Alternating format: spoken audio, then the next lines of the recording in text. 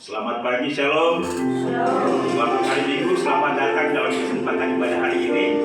Tuhan menyertai dan memberkati kita sekalian. Haleluya. Kita akan segera memulaikan ibadah pada pagi hari ini. Saya ajak kita sekalian untuk bangkit berdiri. Baik, sebelum kita memulai, mari kita bersatu dulu.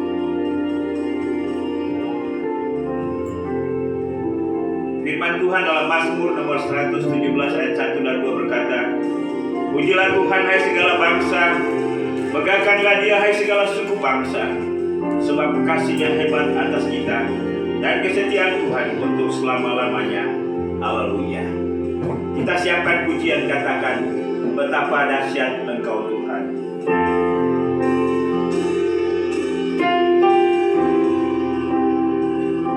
Kembali kami menghampiri takhta anugerah-Mu pada hari ini, Tuhan. Kami akan bernyanyi, bersorak, bersukacita, membawa pujian, korban syukur kami kepadamu. Kami percaya kehadiran-Mu di tengah-tengah kami. Inilah kami dengan segala keberadaan kami. Kami bawa korban syukur kami kepadamu. Terimalah kami pada hari ini.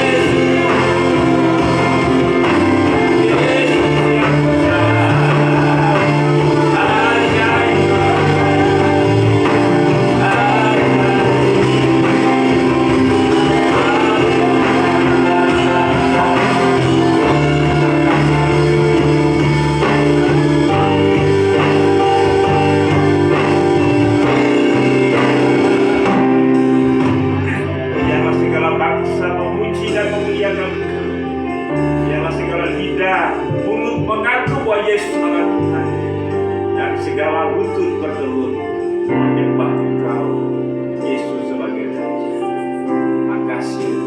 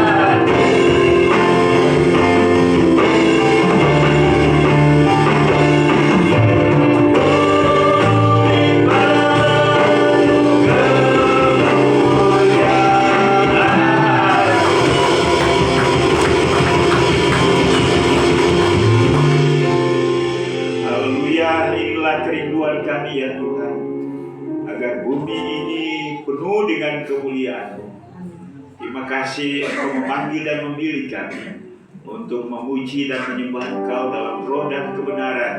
Dan biarlah hari ini kami sebagai keluarga Allah bersukacita, bersukaria bersama-sama. Kami percaya Bapa, Anak dan Roh Kudus berkenan atas ibadah ini. Karena itu Tuhan, kami mohon biarlah Tuhan Engkau menyelimuti kami, Engkau memimpin ibadah kami ini. Mohon urapan-Mu bagi hamba-hamba-Mu yang melayani pada hari ini. Dan biarlah pelayanan hari ini dipersembahkan untuk hormat kemuliaan bagi Bapa, Anak, dan Roh Kudus. Terima kasih Bapa. Kami alaskan ibadah kami pada pagi hari ini hanya di dalam nama Yesus, Tuhan dan Juru Selamat kami. Haleluya. Sama-sama kita katakan amin.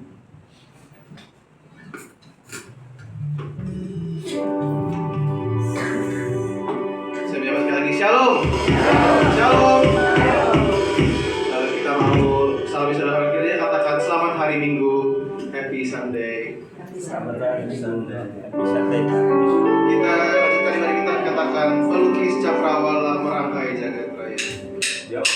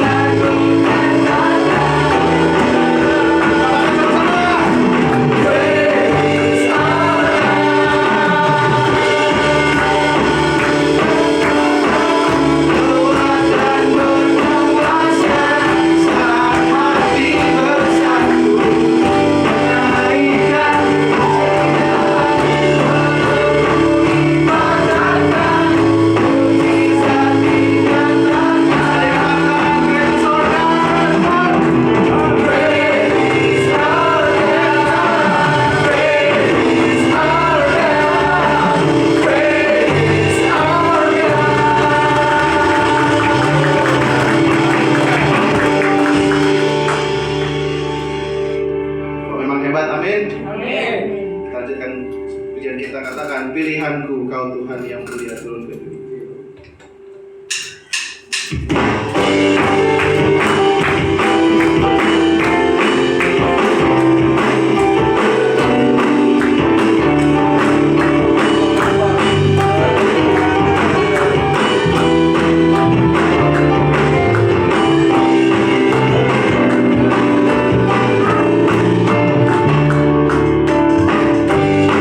Tuhan yang mulia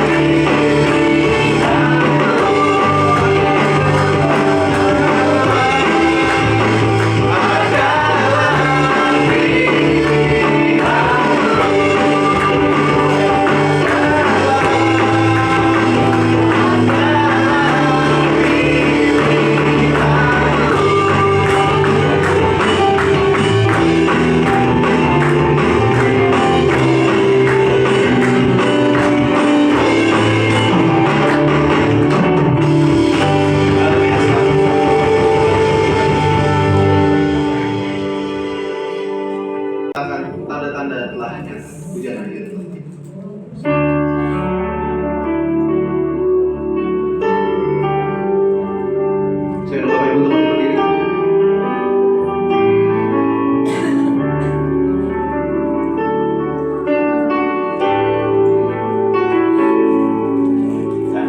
Tanda telah nyata, hujan akhir telah tiba.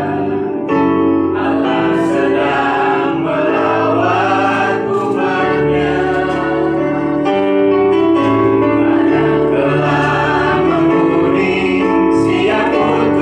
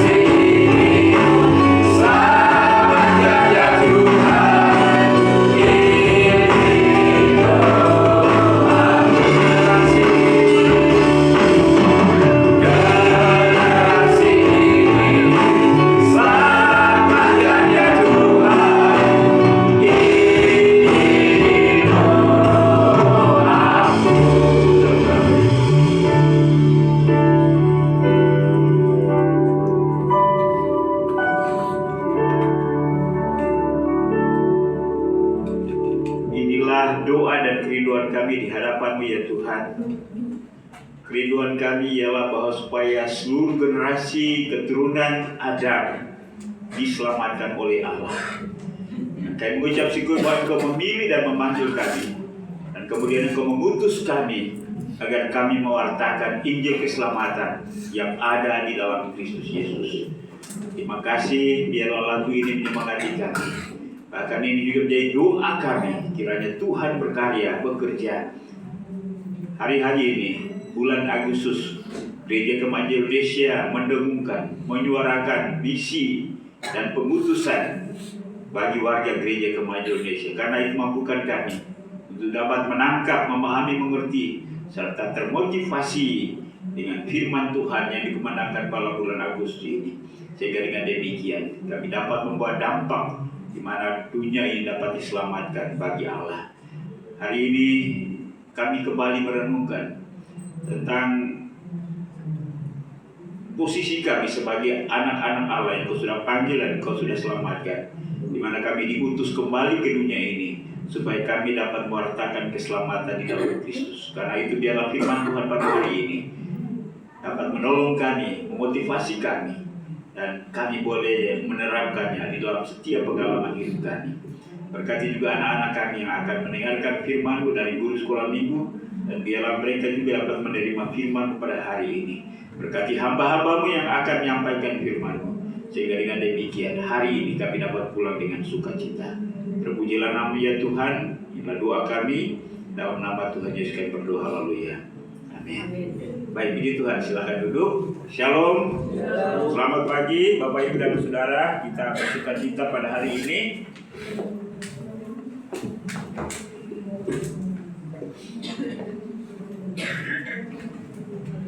Baik, mari kita buka kembali firman Tuhan yang terambil dalam kitab Yohanes pasal 20.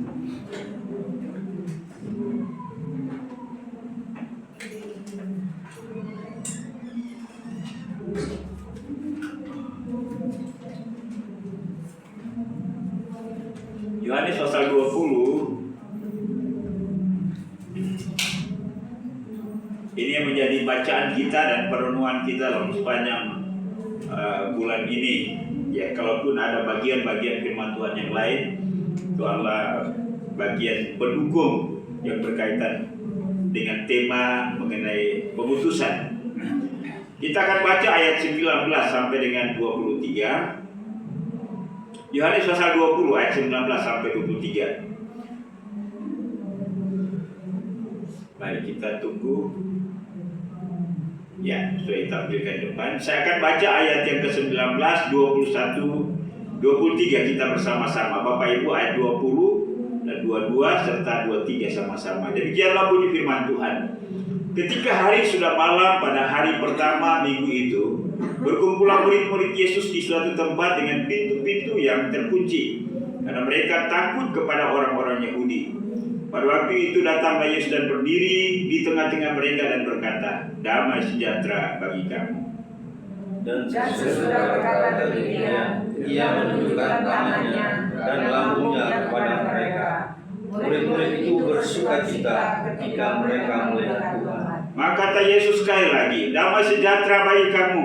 Sama seperti Bapa mengutus aku, demikian juga sekarang aku mengutus kamu." Dan sesudah berkata demikian, ia mengembusi mereka dan berkata, "Terimalah roh." Ayat 23 bersama-sama, 1, 2, 3. Jikalau kamu mengampuni dosa orang, dosanya diampuni. Dan jikalau kamu menyatakan dosa orang tetap ada, dosanya tetap ada. Puji Tuhan, demikian jauh pembacaan firman Tuhan pada pagi hari ini. Berbahagialah setiap orang yang membaca, merenungkan dan melakukannya di dalam kehidupannya setiap hari. Jemaat Tuhan, pada minggu lalu tema kita adalah sama seperti Bapa mengutus aku, demikian juga sekarang aku mengutus kamu. Ya, dan hari ini adalah merupakan lanjutan tema-tema yang disiapkan oleh Badan Pengurus Pusat pada bulan Agustus ini. Hari ini kita akan belajar diutus untuk membebaskan manusia dari dosa. Diutus untuk membebaskan manusia dari dosa. pengutusan seperti yang saya katakan pada minggu lalu, Allah merupakan kesinambungan secara terus menerus, ya. Yang pertama dimulai dari surga oleh Allah, mengutus Kristus ke dalam dunia ini. Itulah sebabnya Kristus itu utusan, predikat Kristus sebagai apostolos atau sebagai utusan beda dengan utusan dari dunia ini, ya. Itulah sebabnya ya dalam berapologia kita harus memiliki pemahaman yang luas, karena sekarang ini banyak orang belajar Alkitab untuk menyerang kekristenan. Jadi statement mereka ialah bahwa Kristus hanyalah utusan, hanyalah rasul, hanyalah nabi. Mereka menantang bahwa Yesus Allah Tuhan. Mereka katakan bahwa ya itu pernyataan Yesus, dia Allah utusan. Mereka tidak paham dan tidak mengerti bahwa kalau utusan manusia diambil dari tengah-tengah keluarganya, diambil dari lingkungan tempat tinggalnya, lalu diutus ke suatu tempat kepada komunitas di mana Allah ingin berbicara kepada mereka. Tapi Kristus tidak demikian. Kristus adalah utusan dari surga. Dia adalah utusan pribadi pertama dan ketiga, Bapa dan Roh Kudus, untuk menyelamatkan misi penyelamatan, yaitu ia harus mati di atas kayu salib. Ya, walaupun memang para nabi, rasul-rasul, khususnya 12 murid Yesus itu memang ketika diutus ya mereka harus mati. Ya, yang hidup dan ya mungkin karena meninggal faktor ketuaan itu hanya Rasul Yohanes.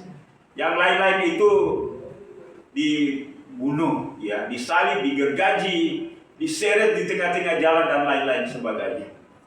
Dan memang itu konsekuensi, dan mereka sudah menyiapkan hidup supaya mereka mati bagi Injil Kristus Yesus.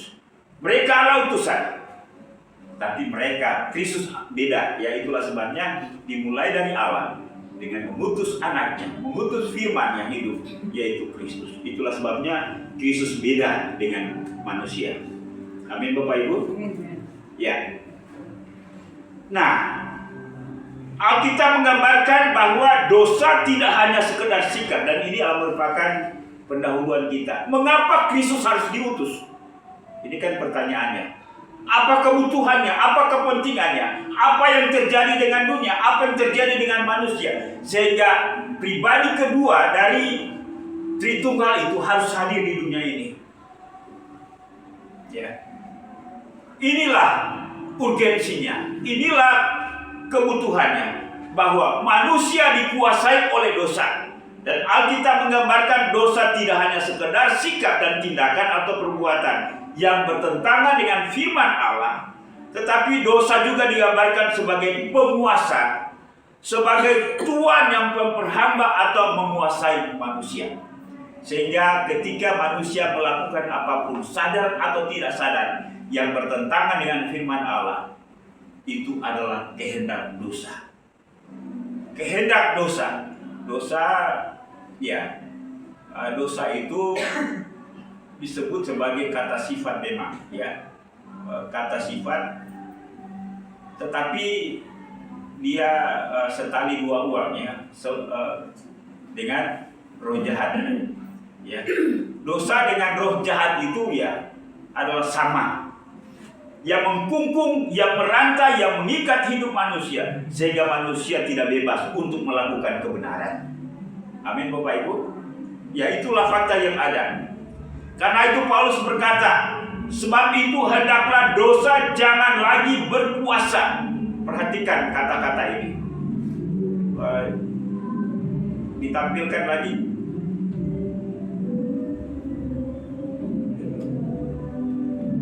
Sebab itu hendaklah dosa jangan berkuasa di dalam tubuhmu yang fana. Dosa itu menggunakan semua unsur yang ada dalam diri manusia. Pikiran, keinginan, kehendak. Tidak hanya bersifat non fisik, tetapi juga ia menggunakan fisik itu, mendorong manusia untuk melakukan suatu perbuatan atau tindakan dengan mulut, dengan tangan, untuk melakukan dosa. Ya. Karena itu Paulus berkata, hendaklah dosa jangan lagi berkuasa dalam tubuh yang fana. Sebab waktu kamu hamba dosa, kamu bebas dari kebenaran. Kita adalah manusia Allah hamba dosa. Jadi ketika kita memilih untuk melakukan sebuah tindakan, tidak ada pilihan bagi kita. Memang ini dalam konteks hamba atau budak atau dolos dalam konteks perjanjian lama ya. Di zaman dimana Alkitab ini baik perjanjian lama maupun perjanjian baru ditulis, bahwa manusia itu tidak punya hak untuk ketika dia menyandang predikat dolos, hamba atau dosa atau budak, dia tidak punya pilihan untuk melakukan sesuatu sesuai dengan keinginannya. Nah, itulah sebabnya kita bersyukur kepada para tokoh-tokoh kemanusiaan, ya, misalnya Abraham Lincoln, ya, dia memperjuangkan supaya setiap orang punya hak untuk hidup sendiri, untuk menentukan hidup sendiri. Dulu itu tidak ada, ya. Itulah sebabnya ada yang disebut kalimat human rights, ya. Hak untuk hidup, hak untuk bebas. Dulu ya siapa menjadi budak siapa, budak itu punya kewajiban bahkan dibunuh sekalipun oleh tuannya, tidak ada kena HAM itu. Hari sekarang ini baru ada HAM-nya. Ya. Dulu itu tidak ada. Begitu kuatnya seorang tuan, begitu juga kuatnya dosa memperbudak manusia sehingga manusia tidak punya pilihan untuk melakukan sebuah kebenaran. Dosa menguasai, ya, mengendalikan keinginan manusia begitu kuat sehingga Yakobus menyatakan, tetapi tiap-tiap orang dicobai oleh keinginan sendiri karena ia diseret dan dipikat olehnya. Mari garis bawahi kalimat ini. Oke, itu coba diikuti.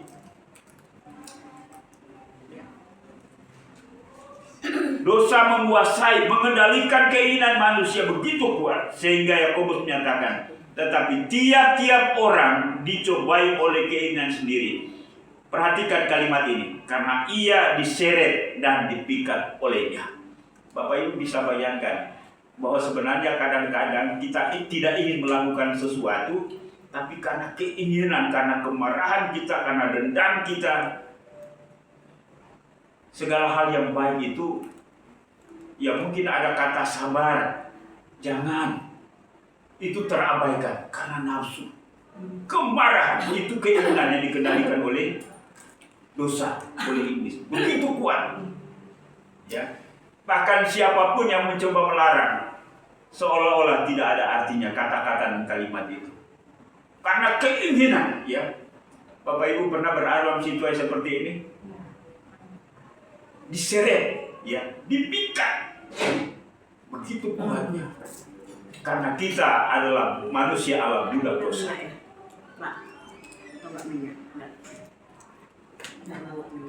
Itulah sebabnya yang bisa melepaskan manusia dari kondisi perbudakan dosa ini bukanlah agama. Ya, orang di seberang itu menyanjung-nyanjung agama, ya, sampai semua orang, mulai dari Adam sampai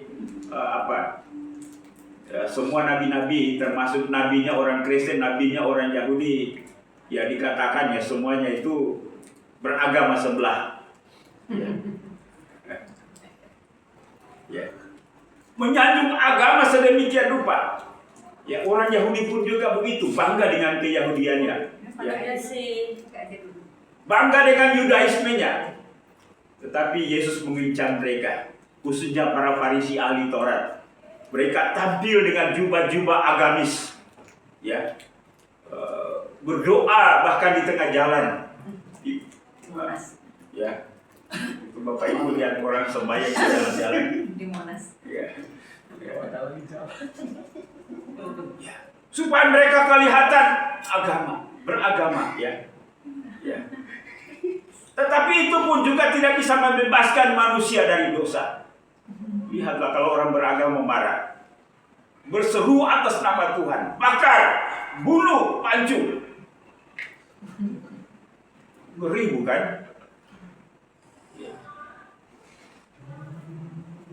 Ya, orang Kristen juga kadang-kadang ikut-ikutan kalau sudah berhadapan dua kelompok, ya.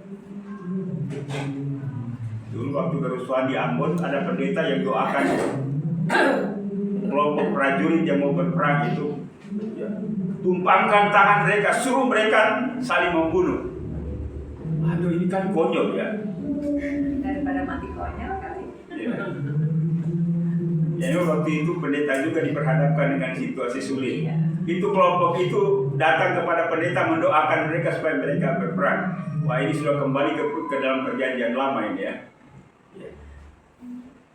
Ya, Bapak Ibu dan Saudara.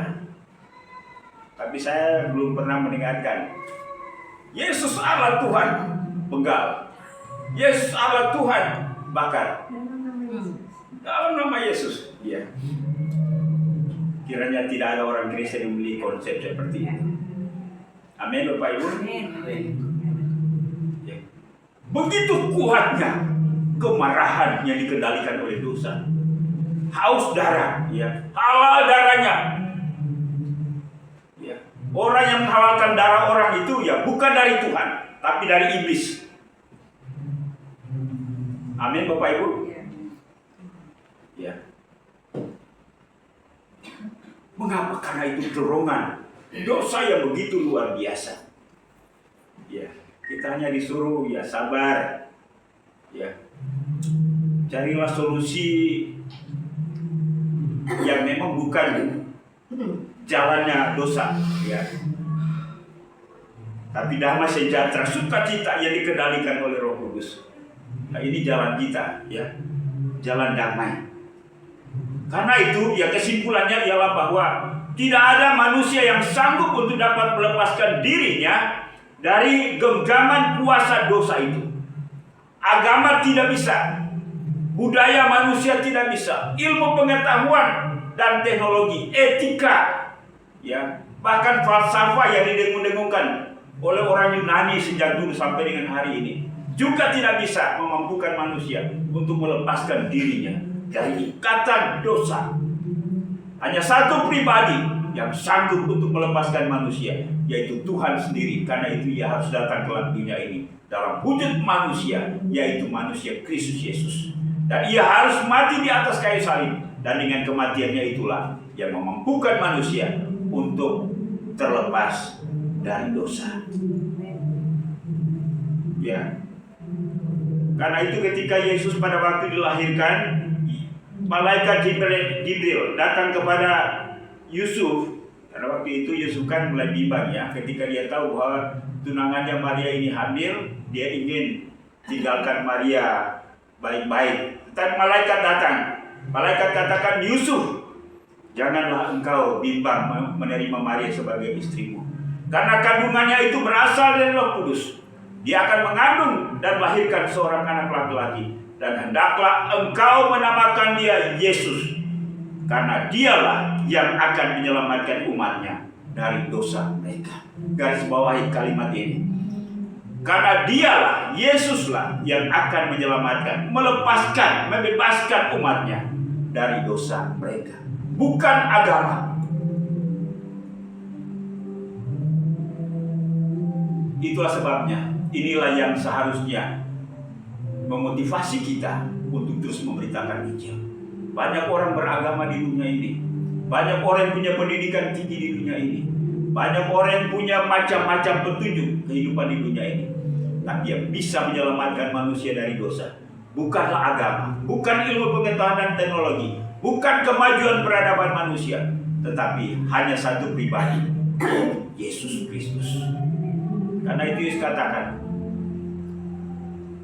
Akulah jalan kebenaran dan hidup. Tidak ada seorang pun yang dapat datang kepada Bapa kalau tidak melalui aku.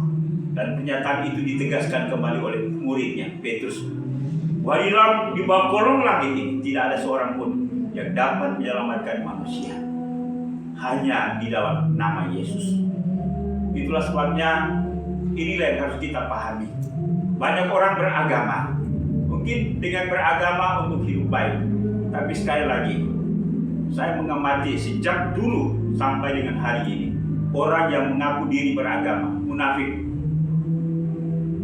Orang yang mengaku diri beragama, sombong.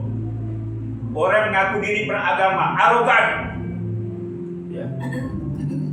Dan tidak hanya kepada manusia mereka arogan, mereka juga terhadap Tuhan. Lihatlah orang Farisi datang berdoa kepada Tuhan. Ya Tuhan, aku ini tidak seperti dia. Aku berpuasa, aku melakukan firman-Mu, aku melakukan ini dan itu. Tapi Yesus membenarkan orang mengaku dirinya bukanlah siapa-siapa dan bukanlah apa-apa. Lalu minta pengampunan dan belas kasihan dari Allah. Orang yang seperti inilah yang dibenarkan oleh Tuhan dalam hidupnya. Kekuatan dan kelepasan kita dari dosa hanya bersumber dari Kristus. Bapak Ibu dan Saudara, saya percaya kita sudah dibebaskan dari dosa. Amin. Walaupun kita harus berjuang dengan predikat kita, dengan status kita sebagai utusan Allah, untuk dapat mewartakan kepada dunia bahwa hanya Yesus yang menyelamatkan, melepaskan manusia dari genggaman kuasa dosa. Itulah yang kita bawa kepada dunia ini.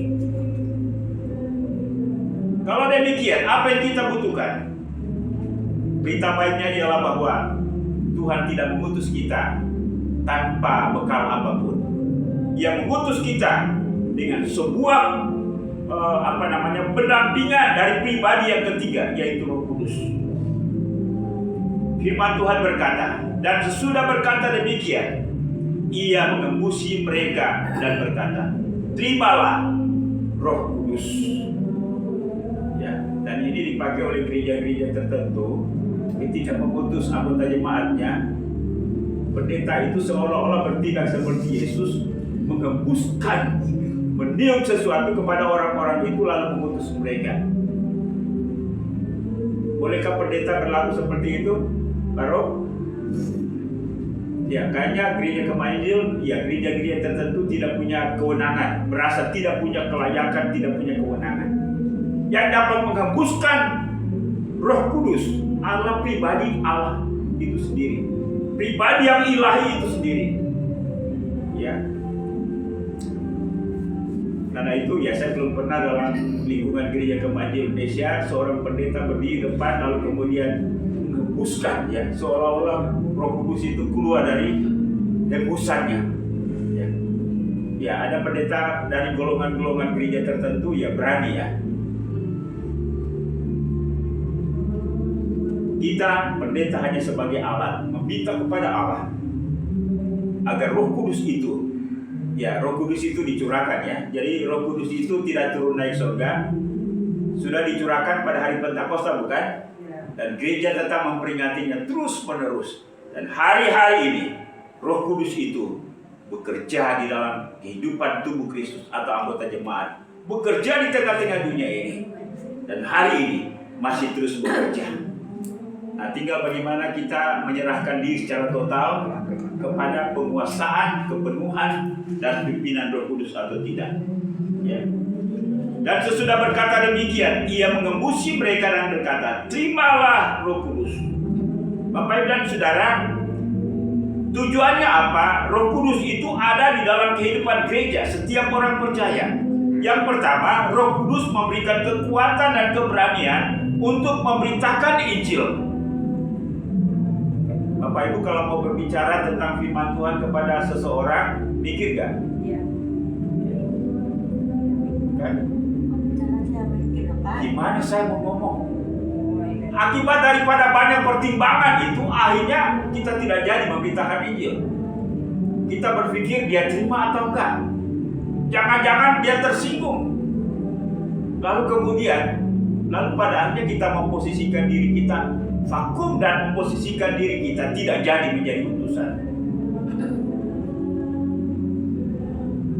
Ya, kita tidak punya keberanian. Karena itu yang bisa memberikan keberanian bagi setiap kita untuk menyaksikan bahwa Yesus adalah jalan kelepasan bagi dosa atas manusia. Harus ada kuasa Roh Kudus. Karena itu firman Tuhan berkata, hendaklah kamu dipimpin oleh Roh Kudus. Hendaklah kamu dipenuhi oleh Roh Kudus. Karena kalau tidak, kita tidak akan berani untuk menyampaikan firman Allah. Dan pengalaman itu dialami oleh Rasul Petrus dan Rasul Yohanes setelah hari Pentakosta atau pencurahan Roh Kudus. Mereka dipenuhi dengan Roh Kudus. Lalu kemudian mereka memberitakan Injil. Mereka tidak lagi takut. Sehingga ketika orang-orang yang pernah mengenal mereka selama ini sebagai murid Yesus, heran, ya, kok mereka ini selama ini mereka ini adalah biasa-biasa saja. Tetapi saat ketika Roh Kudus dicurahkan, mereka dengan penuh keberanian memberitahukan Yesus sebagai Tuhan dan Juru Selamat. Itu Bapak Ibu bisa baca di dalam Kisah Para Rasul pasal 4 ayat 1 sampai 20. Sehingga ketika mereka memberitakan tentang Yesus sebagai pelepas manusia dari kuasa dosa, maka mereka dilarang. Yang melarang itu orang-orang beragama juga, khususnya orang-orang Yahudi, ya. Karena mereka tidak berhenti memberitakan Injil, akhirnya mereka ditangkap. Mereka dibawa ke mahkamah agama, ya. Kalau di Indonesia mahkamah agama itu apa?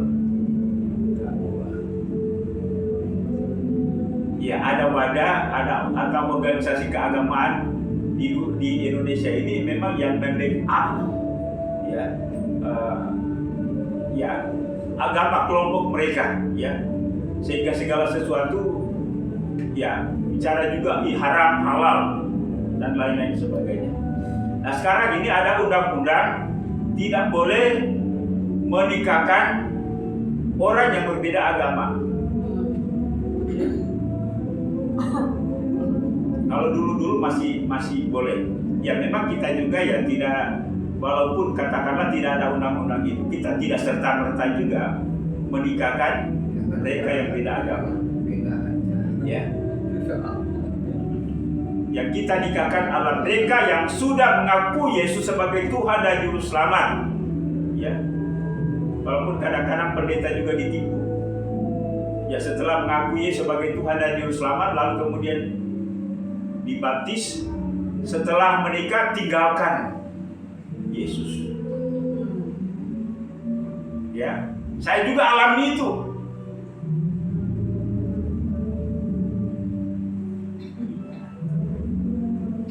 Karena itu ya memang kita butuh pimpinan Roh Kudus agar dapat memberikan keberanian kepada kita supaya menyampaikan fakta bahwa Yesus adalah jalan kelepasan atas dosa.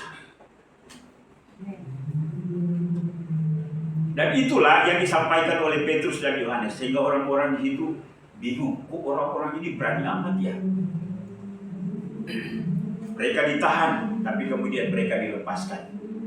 Dan mereka terus menyampaikan berita Injil. Karena itu, mari kita berdoa setiap hari. Ya, selain daripada doa, Tuhan tolong saya. Samuel kalau jalan keluar sebagai marketing, Tuhan tolong saya. Kiranya ada pelanggan hari ini yang saya bisa hubungi sehingga dapat membeli produk saya. Tapi tolong saya juga Tuhan, supaya saya bisa menyatakan Kristus kepada mereka. Amin. Ya. Ibu doa, ibu beri, Tuhan tolong saya datangkan pelanggan hari ini untuk cuci pakaian. Tapi tolong saya juga berikan keberanian supaya saya dapat memberitakan Kristus kepada mereka. Bahwa Yesus adalah jalan kelepasan dari dosa. Amin.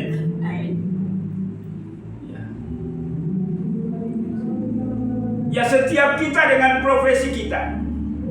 Karena dengan profesi itu kita memasuki lingkungan pergaulan dunia di mana kita berada. Selain daripada kita memiliki profesi pekerjaan, sadarilah bahwa saya juga adalah utusan Tuhan di situ. Amin. Samuel.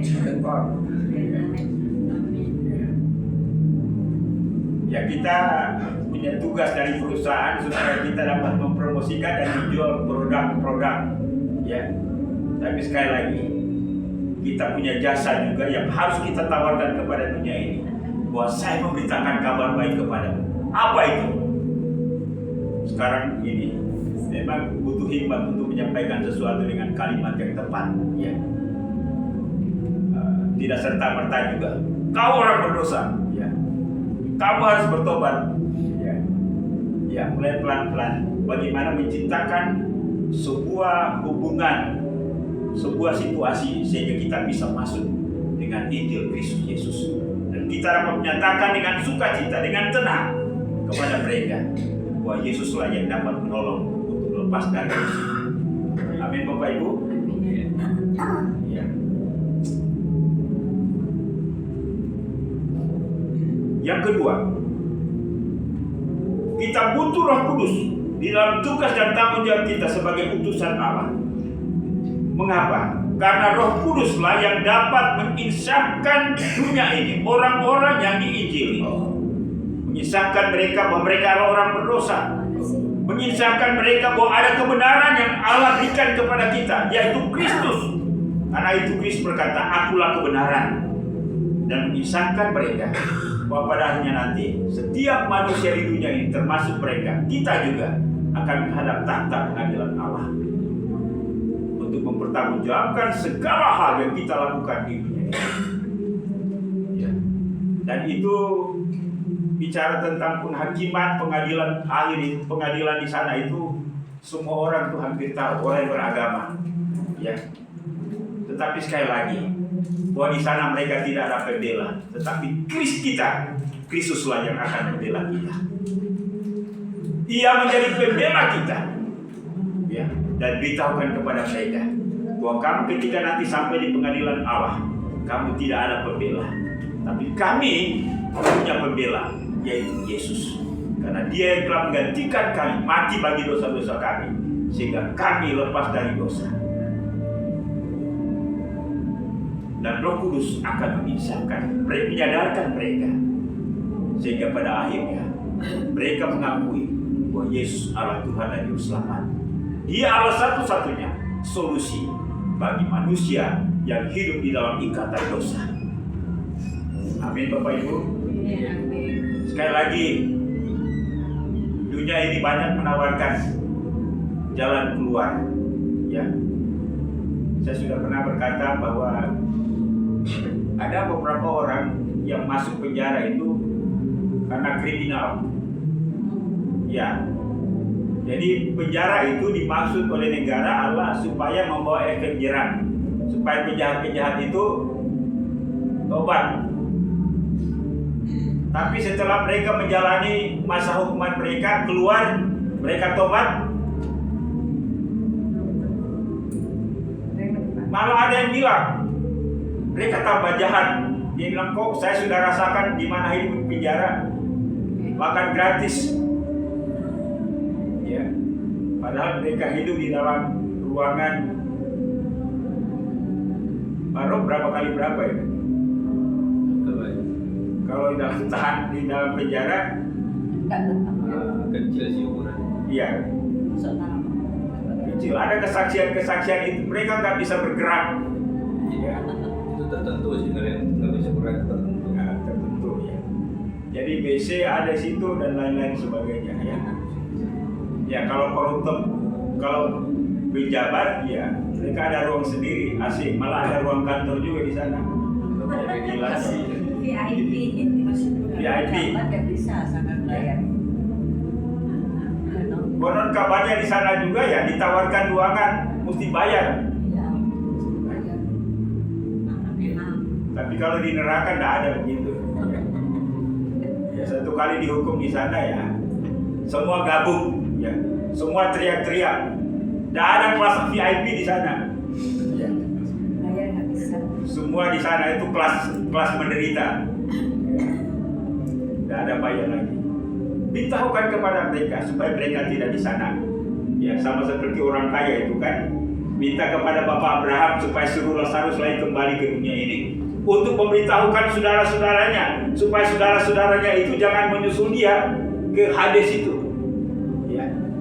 Bapak Abraham bilang, "Woi anak, tu saya bisa lagi." Ya.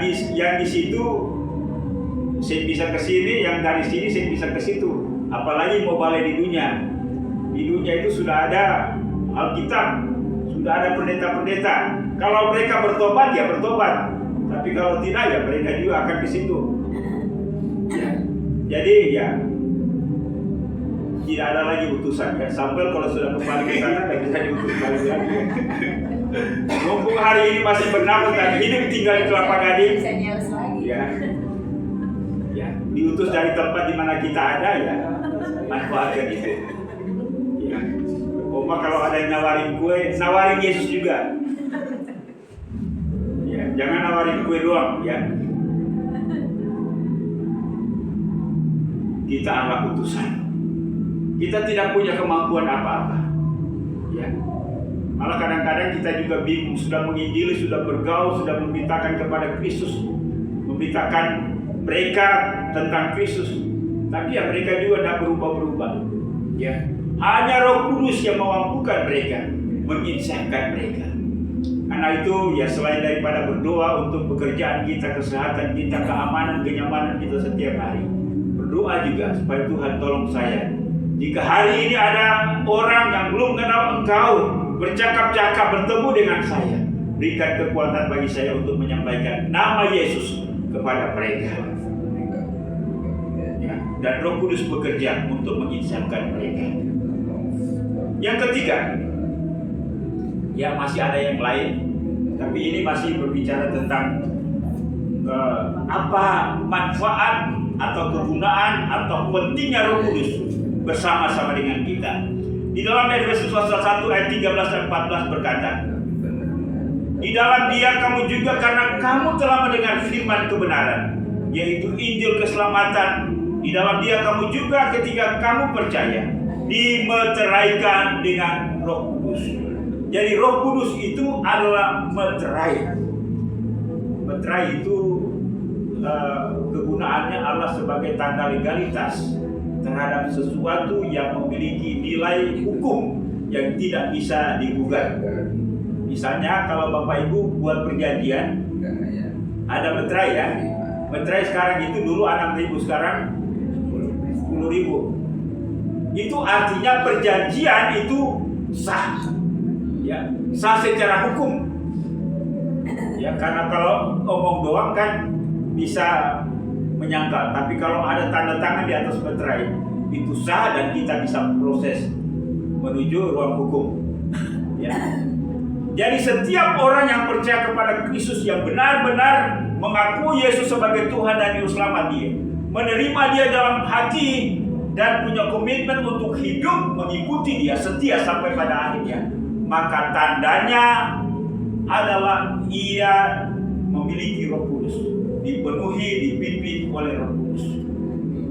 Itu pun juga ketika iblis menggugat bahwa ya dia itu juga jahat sama seperti si A, tapi Roh Kudus itulah yang akan menjadi bukti di alam roh bahwa dia adalah milik Kristus. Amin Bapak Ibu. Ya kadang-kadang dalam kelemahan kita sebagai manusia kan, statement atau pernyataan umum kita kan belum sempurna ya.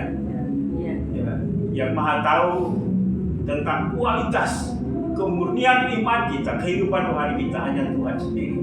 Kita tidak bisa saling menilai satu dengan yang lain bahwa si A itu paling berdosa, dia itu kurang berdosa, dia itu tidak berdosa. Bisa seperti itu? Kan tak bisa. Yang punya kewenangan untuk menilai itu hanya Tuhan. Tanggung jawab kita adalah bareng-bareng. Mari kita hidup benar. Mari kita hidup saleh. Mari kita hidup suci. Bukan saling menghakimi satu dengan yang lain.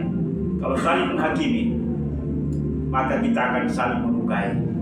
Kecuali kalau ada anggota jemaat yang nyata-nyata berbuat dosa, ya kita tegur dia secara empat mata. Nah, firman Tuhan katakan kalau kita sudah tegur empat mata, tapi dia juga belum bertobat, firman Tuhan katakan bawalah 1-2 orang, ya, kemudian bicara dalam kasih, dengan sopan, dengan santun, supaya dia sadar. Tetapi kalau dia tidak berdosa, tidak bertobat, apalagi yang harus kita lakukan? Paulus bilang apa? Serahkan dia kepada iblis. Wah, itu kalau serahkan kepada iblis itu hilang sudah dia itu. Ya.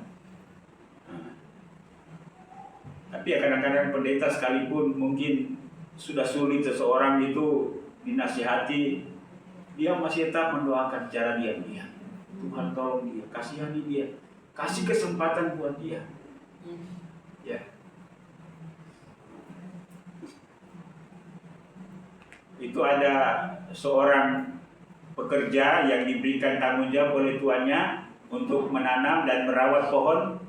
Lalu kemudian tuannya, ketika tuannya datang tahun berikutnya melihat pohon itu belum berbuah, tuannya katakan, tebang saja. Tapi penunggu, penjaga, pemelihara itu dia katakan tidak. Rawat dulu. Siapa tahu tahun depan dia bisa berbuah. Nah itulah tanggung jawab seorang gembala pendeta. Tuhan tolong dia. Tuhan jangan hukum dia dulu. Tuhan jangan angkat dia dulu. Ya. Biarkan dia berubah, bertobat. Roh Kudus bekerja. Ya, supaya dia bisa berubah. Dan Tuhan mengenal setiap orang yang menjadi miliknya. Karena itu inilah peran Roh Kudus, ya. Di mana Roh Kudus memberikan keberanian, tidak hanya bagi pendeta, tidak hanya bagi penginjil. Dalam tanda kutip, ya gelarnya adalah penginjil. Sebenarnya setiap orang percaya adalah penginjil. Ya, Ibu Liliana adalah penginjil karena dia adalah utusan. Pak Agus adalah penginjil.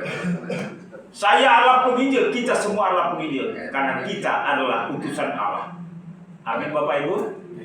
Tetapi pertanyaan yang paling penting bagi setiap kita ialah sejauh apa kita melaksanakan peran kita sebagai utusan Tuhan? Semaksimal apa kita melaksanakan tugas kita sebagai utusan Tuhan? Ketika Allah berbicara melihat kejahatan yang dilakukan oleh bangsa Israel, Dia katakan bangsa ini memuliakan Allah dengan bibirnya, tapi hidupnya jauh daripadaku. Mereka bangsa yang tegar tengkuk, ya. Dan bangsa yang tegar tengkuk itu diklaim oleh golongan sana, lalu kemudian menghakimi bangsa Israel sampai dengan hari ini. Ya. Tuhan katakan, siapakah yang akan kuutus? Yesaya menjawab, inilah aku, utuslah aku. Mari kita menyadari diri sebagai utusan-utusan Tuhan. Kalau ada orang yang setiap hari Tuhan mengizinkan untuk bergaul dengan kita, berinteraksi dengan kita, bersahabat dengan kita, ada peluang, ada kesempatan, gunakan. Kalau kita belum berani, berdoa Tuhan berikan keberanian supaya ada kesempatan bagi saya untuk memberitakan Kristus sebagai pelepas dosa dari dosa. Sebagai sebuah kesimpulan Bapak Ibu, ketika kita taat melaksanakan tugas kita sebagai utusan Kristus untuk memberitakan Injil, maka Roh Kudus akan menyertai, memberikan keberanian kepada kita untuk menyampaikan Injil, menyiapkan orang yang mendengar Injil yang kita sampaikan, dan juga memeteraikan setiap orang yang mengaku menerima Yesus sebagai Tuhan dan Juru Selamat. Walaupun dalam perjalanannya kadang-kadang dia lemah, ada terpeleset, ada jatuh, tapi Roh Kudus itu yang membangkitkan dia kembali untuk terus semangat. Karena itu ada sebuah lagu bahwa ketika jatuh, ia tidak akan membiarkan kita tergeletak. Ia akan mengangkat kita. Mungkin bukan mereka yang tergeletak, satu saat kita juga yang tergeletak. Bahwa Liliana jatuh, tapi piringnya melayang, pecah. Tuhan masih menopang. Sehat. Itu secara fisik, tapi secara rohani Tuhan juga menopang kita. Ingat akan kasih-Nya, ingat akan pendampingannya. Dia tidak pernah meninggalkan kita. Mari sadari bahwa kita adalah utusan Tuhan. Dimanapun Tuhan menempatkan kita, kita adalah utusan di situ. Beritakan kepada mereka bahwa Yesuslah yang bisa menyelamatkan kita dari dosa, yang dapat melepaskan kita dari kuasa dosa. Itulah tanggung jawab kita sebagai utusan Tuhan. Kiranya Tuhan memberkati kita sekalian. Haleluya. Amin. Baik, musik.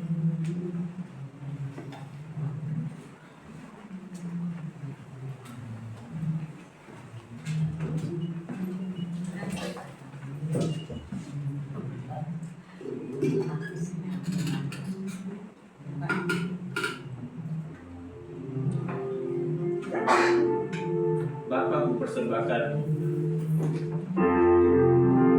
pendirian. Bapak, ku persembahkan tubuhku sebagai persembahan yang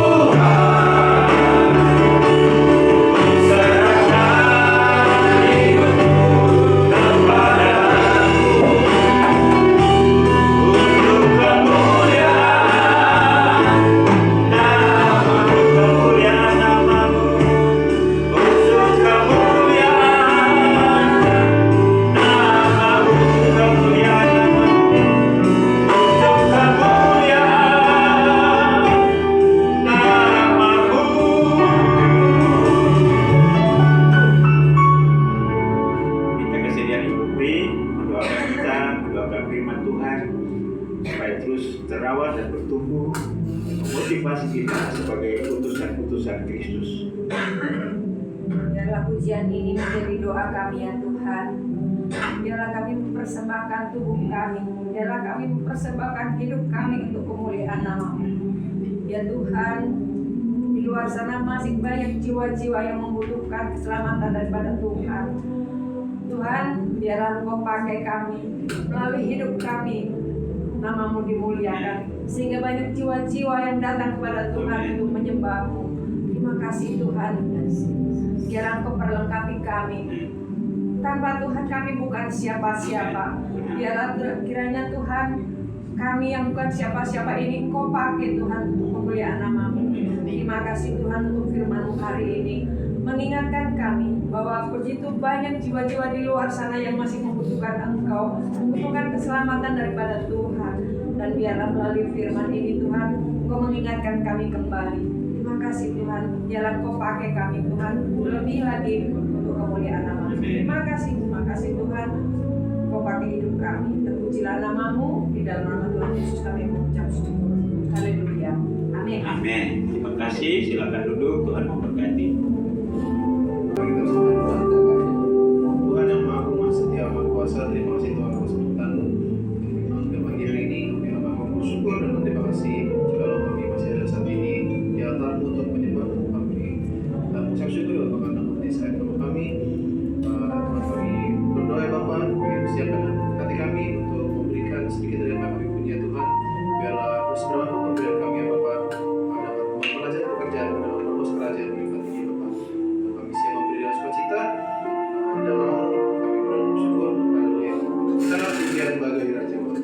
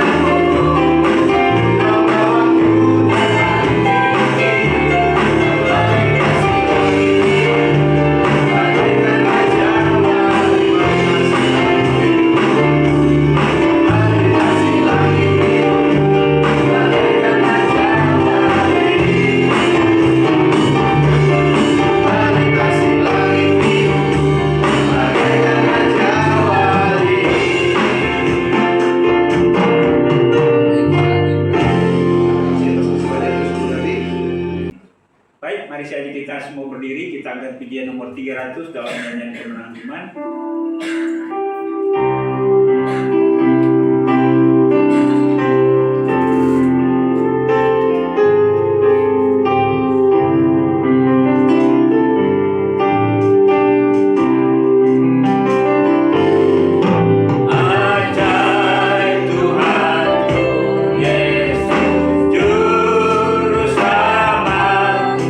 Besar kasih-Nya padaku.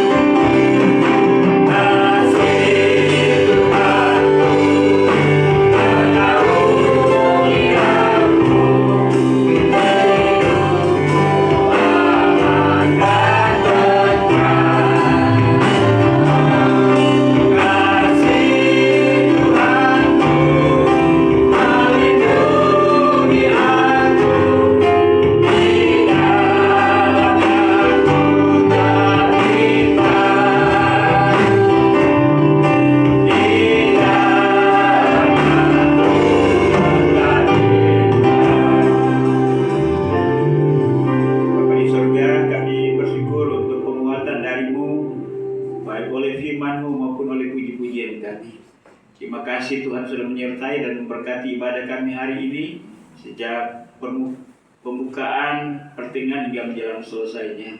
Doa kami, iman kami, kiranya semua yang kami lakukan sungguh menyenangkan dan menyukakan hati-Mu.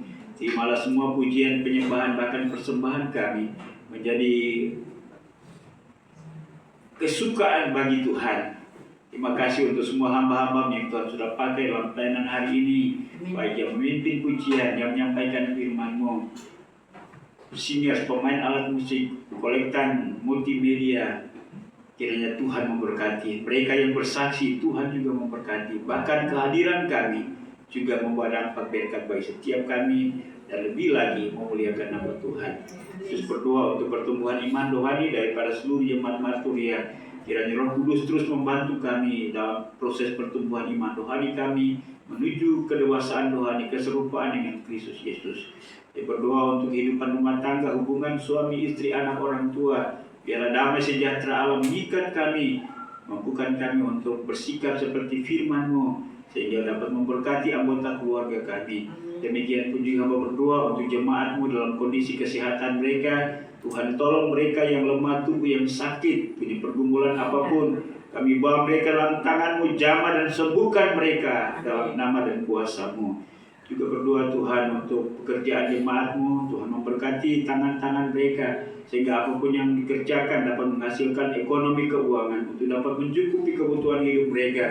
Bahkan mereka juga dapat mengembalikan apa yang wajib mereka kembalikan kepada Tuhan. Terima kasih Bapa di surga. Kami berdoa juga buat jemaat Tuhan yang punya pergumulan khusus. Tuhan yang Kau bukakan jalan keluar sehingga mereka boleh mengalami solusi, ada kesaksian yang membawa hormat kemuliaan bagi nama Tuhan. Anak-anak kami yang bersekolah, kiranya Tuhan memberkati dengan hikmat, akal budi, kemampuan dan kesanggupan sehingga mereka terus lanjut pendidikan sampai selesai. Tuhan juga menyiapkan profesi dan pekerjaan yang sesuai. Mengucap syukur bersama dengan anak kami Theo, di mana Tuhan sudah tolong sehingga dapat bertanggung jawab hasil karya skripsinya dan telah selesai. Walaupun ada perbaikan, kami mengucap syukur bahwa semua ini adalah pertolongan Tuhan atas anak kami Theo. Berkati Pak Bin, Bro, juga Chris dalam menjalani kehidupan dan ajar kami semua untuk tetap mengekspresikan kasih setia Tuhan dalam hidup kami.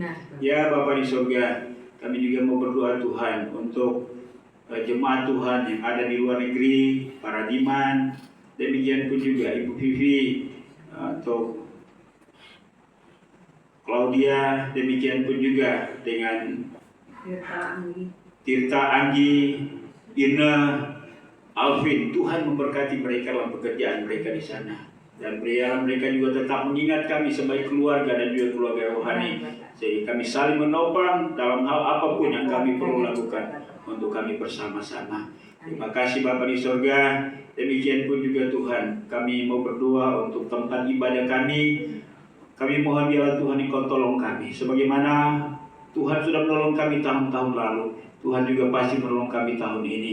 Tuhan berkati jemaat-Mu yang sudah berjanji dan mereka akan mewujudkan janji itu. Demikian pun juga ada teman-teman atau juga badan organisasi gereja yang menopang, kiranya Tuhan gerakan hati mereka supaya mereka juga dapat menopang kami.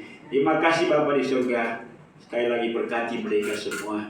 Kami mau berdoa juga untuk Gereja Kemajuan Indonesia. Tuhan memberkati di mana pada bulan ini sementara disampaikan khotbah-khotbah yang berkaitan dengan pengutusan bahwa warga Gereja Kemajuan Indonesia adalah utusan Kristus, sebagaimana Bapa di surga mengutus Kristus dan Kristus mengutus setiap kami dan setiap orang yang percaya adalah utusan Injil, sehingga dengan demikian dunia ini dapat dimenangkan bagi kerajaan Allah. Berdoa untuk badan pengurus pusat, ketua umum badan pengurus pusat, ketua-ketua wilayah badan pengurus wilayah, ketua-ketua daerah badan pengurus daerah, gembala-gembala dan PPJ di seluruh Gereja Kemajuan Indonesia dari Sabang sampai Merauke. Tuhan yang Kau berkati, kiranya pakai gereja ini untuk menjadi alat dalam tangan-Mu, membawa shalom Allah ke seluruh pelosok tanah air Indonesia, bahkan juga penginjilan-penginjilan yang ada di luar negeri, yang ada di Hong Kong dan di beberapa negara lain. Tuhan yang Kau berkati tenaga-tenaga misi di sana, supaya mereka juga tetap semangat dan mereka mewartakan Injil Kristus dan ada jiwa yang dapat dimenangkan. Kerjasama dengan gereja-gereja lain, Tuhan yang Kau berkati para pemimpin gereja supaya sehati sepikir dan bergandeng tangan untuk memberitakan Injil Kristus bagi Indonesia ini. Terima kasih Bapak. Demikian pun juga berdoa buat pemerintah bangsa dan negara kami. Presiden Prabowo, demikian pun juga dengan Wakil Presiden Gilbert. Tuhan Engkau berkati supaya mereka tetap sehati. Demikian pun juga para menteri. Demikian pun juga di jalan pemerintahan dari pusat sampai daerah. Semua lembaga tinggi negara TNI Polri. Tuhan Engkau berkati. Kami mengharapkan, mengingini kedamaian. Juga kondisi baik itu kondisi politik, keamanan, juga ekonomi. Sehingga dengan demikian bangsa ini terus ada, eksis. Dan kami sebagai warga gereja punya kesempatan untuk mewartakan Injil Kristus Yesus. Kami berdoa secara khusus untuk Kabupaten Bekasi, Kota Madya Bekasi, bahkan juga daerah istimewa Jakarta. Tuhan Engkau memberkati juga, karena kesejahteraan kota-kota ini juga menjadi kesejahteraan kami. Terima kasih Bapak. Kami bersyukur juga untuk berkat-berkat keuangan yang Tuhan berikan bagi kami sebagai hasil pekerjaan kami. Dan hari ini kami dapat memberikan persembahan kami. Baik itu persembahan kolektif, ucapan syukur, janji iman, bahkan persepuluhan. Engkau melihat semua itu sebagai tanda ketaatan, kesetiaan, bahkan cinta kasih kami, kedewasaan kami dalam pengelolaan keuangan. Dan Tuhan Engkau membalas berlipat kali ganda sebagaimana janji firman-Mu. Dan jadikan keuangan ini untuk dapat mendukung pelayanan pekerjaan Tuhan di tempat ini, bahkan di mana saja dana-dana ini dialokasikan. Inilah doa kami pada pagi hari ini Tuhan. Banyak hal yang berkaitan dengan kami atau menjadi kebutuhan kami tak tersebut melalui doa ini. Kami percaya bahwa Roh Kudus penolong agung itu turut menyampaikan kepada Bapa di sorga dengan keluhan-keluhan yang tak terucapkan. Dan Engkau menjawab jauh lebih besar dari apa yang kami doakan. Karena kami berdoa ini hanya dalam satu nama yang Maha Kuasa, yaitu Yesus Tuhan dan Juru Selamat kami. Haleluya. Bapa terima kasih. Bapa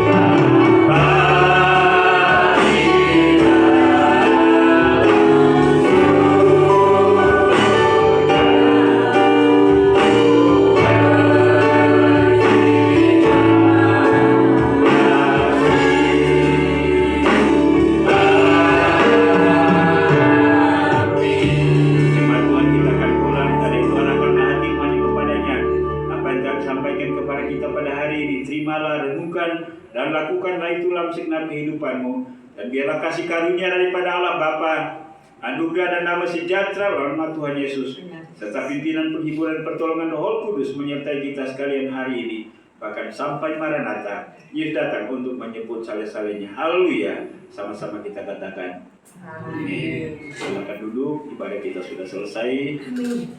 Sampai kita bertemu kembali pada minggu depan. Tuhan memberkati. Shalom.